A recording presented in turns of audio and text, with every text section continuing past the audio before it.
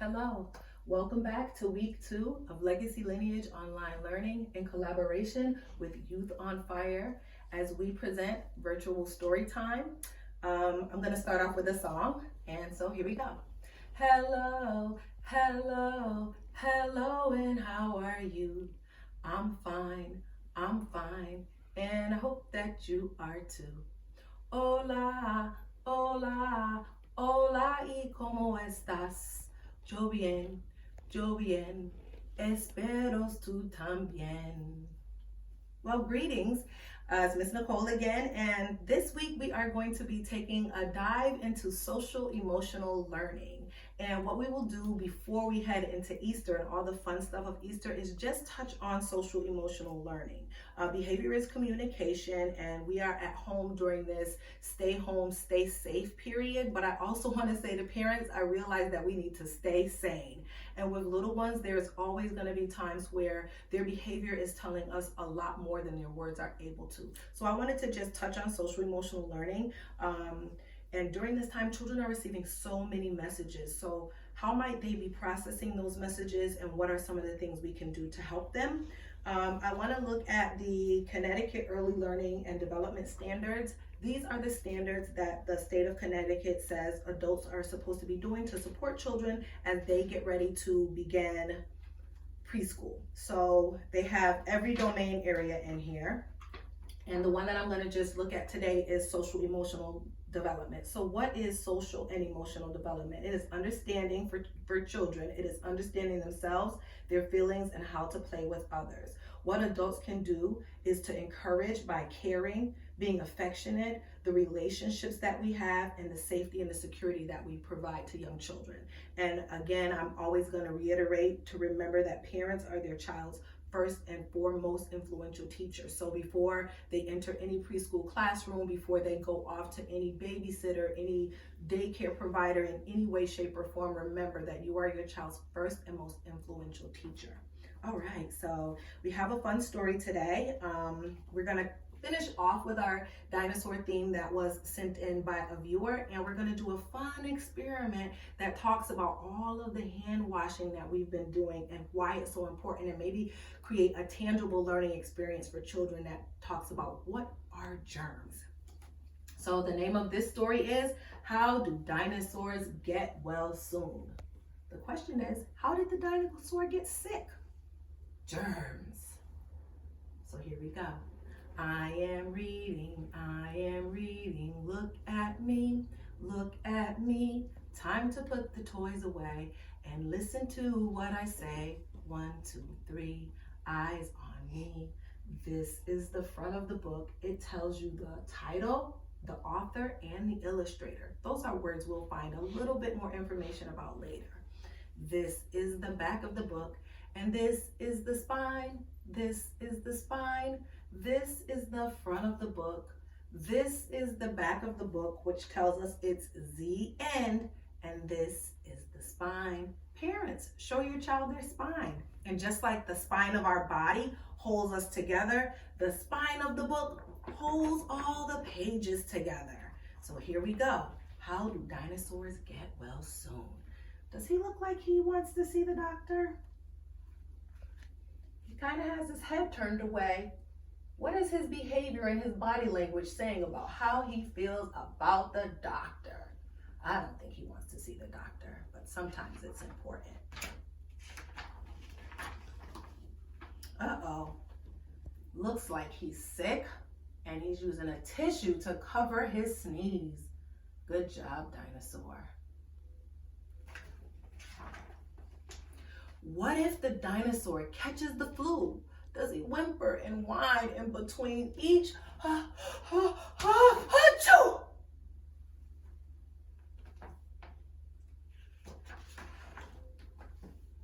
Does he drop dirty tissues all over the floor? There's a place for the tissues. That's the trash. Does he fling all his medicine out of the door?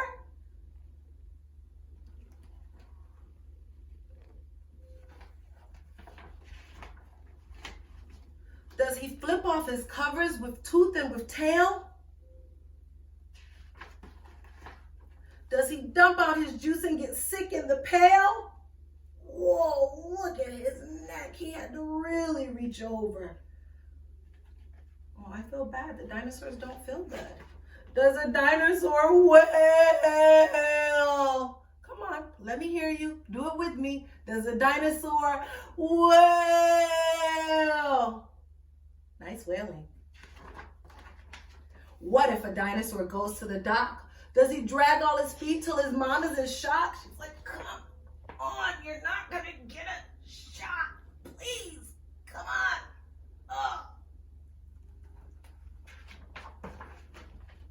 Does he hold his mouth closed when he's told open wide? It's like, His behavior is saying, I don't want that in my mouth. Does he scream? Is he mean? Does he run off and hide? And I see this dinosaur is hiding behind his magazine. And the doctor's like, T-Rex? Calling T-Rex? Is there a T-Rex? T-Rex, you're next. That's actually a different dinosaur, but you get it. Does he push back his drink, spit his peels in the sink? Does he make a big stink? Is that what you think? No. He drinks lots of juice. He gets lots of rest. He's good at the doctors because doctors know best. Look, he's even going to get a lollipop for doing a good job. What's your favorite color? What color? Let me see. What does red taste like? What does a red lollipop taste like? Strawberry? Cherry? Let's see.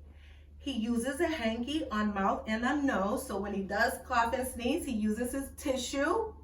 He snuggles right down underneath bedclothes. He takes all his medicine without a fight. He closes his eyes and whispers goodnight. Then Mama and Papa tiptoe out the door. Get well, little dinosaur.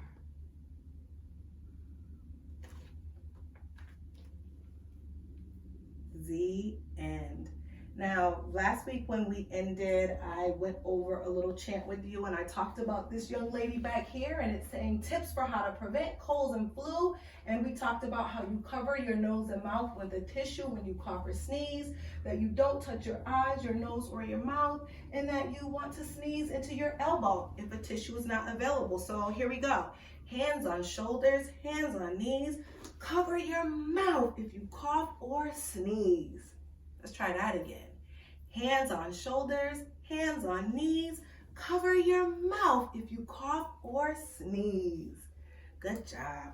All right, so we're done with our story and we are going to get ready for an experiment. But for this experiment, I need some help from my friendly neighborhood dinosaur. Come on, dinosaur, and join me. Don't be scared. It's really just my son, Omari. Say hi to the people, Omari. Hi. All right, we are going to get ready to do a germ experiment. Will you roll your sleeves up for me, please? Thank you. So the key to having clean hands is washing our hands with soap. All right, so we're going to use this soap, and this soap is going to signify that Omari's hands are clean. So will you just take some of this soap and wipe it all over your hands, okay? Kind of stay over the bucket so you don't get it everywhere. All over the back, because scrub-a-dub, rub-a-dub, front and back and in between. Wash your hands so they are clean. Come on, get it kind of up towards your wrist. All right, that's great. Great. So when we've washed our hands, they are clean. But then when we cough or sneeze, germs are released from our body. So if he coughs into his hand without a tissue or he doesn't make it with his elbow, this is what he gets, a little deposit of this on his hands. Open up your hands. We're just going to put it in one hand because let's pretend he sneezed. Ha-choo! And this is what we would see. Can you show the people what's in your hand? All the little germs. All right, so, right now it's just his germs. He hasn't given it to anybody else.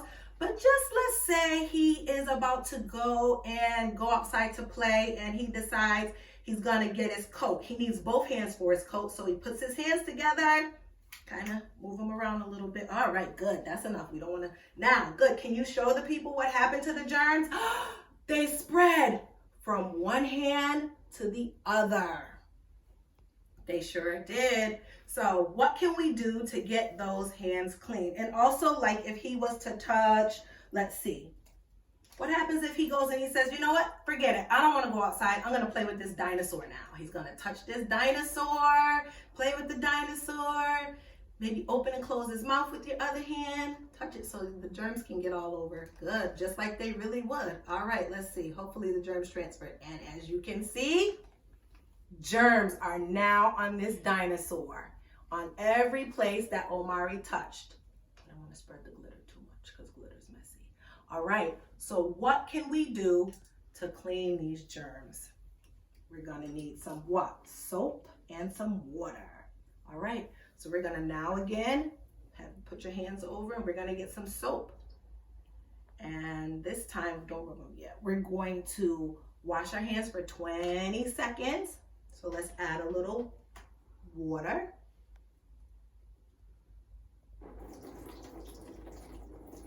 All right, now you can start front and back and in between. Wash your hands till they are clean.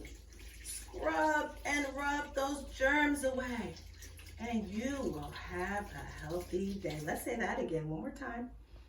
Can you say it with me, or do you know it? Here, I'll say it. Front and back and in between.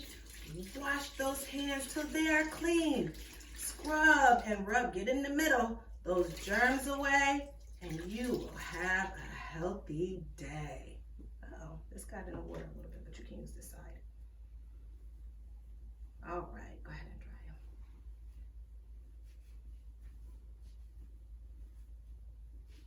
That's great. Thank you, Omari. And here's a tip for parents. Ladies, I don't know about you, but all the washing and drying of my hands has created some very dry, chafed hands. So another important step that you want to remember is to offer little ones and even yourself a little lotion or some type of hand cream just to restore the moisture. And I want to thank my friend over at A Spirit of Joy, who reminded us that if we at night wash and clean our hands and put on some type of cream, hand cream, she has a really great product. You can check her out at A Spirit of Joy.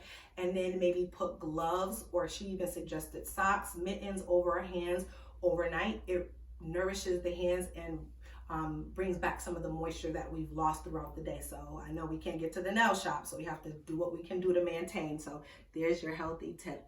If you have any of these things at home, you can try this with your child, and they don't need fancy glitter. You can just have them go outside, get some fresh air, and scoop up some dirt so they can really see how it works.